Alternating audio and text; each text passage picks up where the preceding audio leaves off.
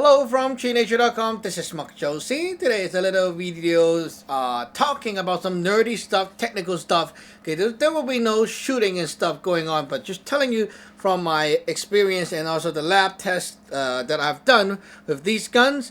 This is the Tiberius T8.1 that I use for high power shooting. As you know, if you are new to my videos, you can search up my videos on Tiberius T8.1 high power shooting. And basically what we're doing is shooting different things other than paintball out of these things. So my video today is to basically really to not to debunk, but to bust a myth out there that people were thinking that you can shoot steel ball bearing out of these things, and basically it will work better and give more power because it's steel. Steel is very tough. It's scary. It's metal. If you it's like a musket. You shoot one of these and you're gonna kill some people. Well, yeah, this is actually a very nice question, and actually I have the same question myself.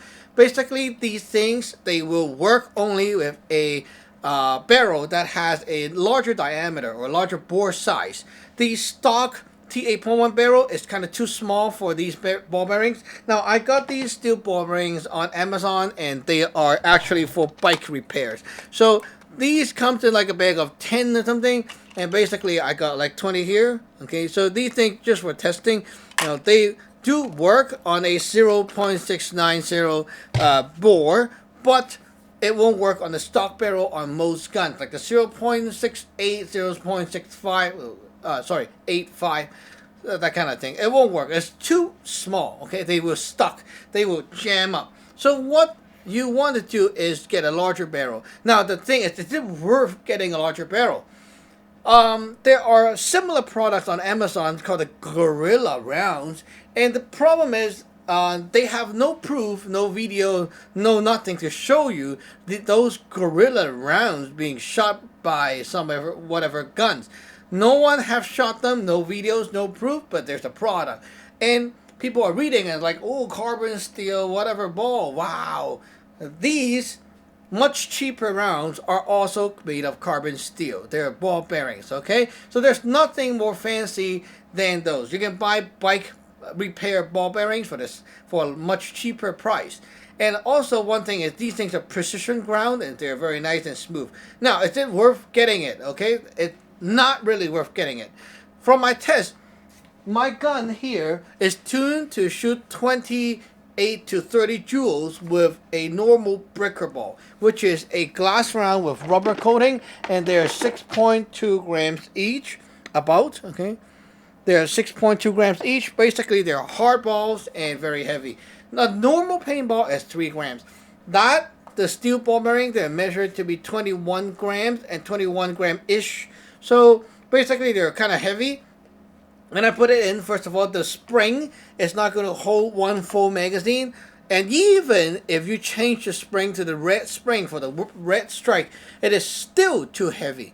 One thing is, if you press that thing all the way down and lock the spring with the red spring there, okay, when the spring release, it's not going to really feed the gun nice enough. Like if you put all 8 rounds there, it's kind of not really going to work so well. If you put like 3, okay, it will work, okay, but 3 or 4, okay. But the thing is it worth it with all the risk of jamming and stuff? Well, when I shoot these, I am getting 21 joules at max, and like when the barrel works, okay, it's 21 joules at max.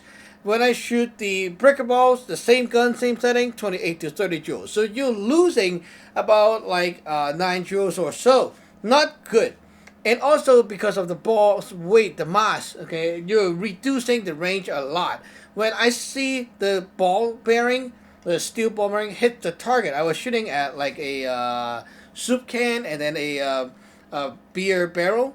And basically what happened is you feel the impact is loud, but the projectile is definitely much slower, and it's kind of like it's not really shooting and banging straight on. It's kind of like curving and go like that. So it's not really a good choice from what I see.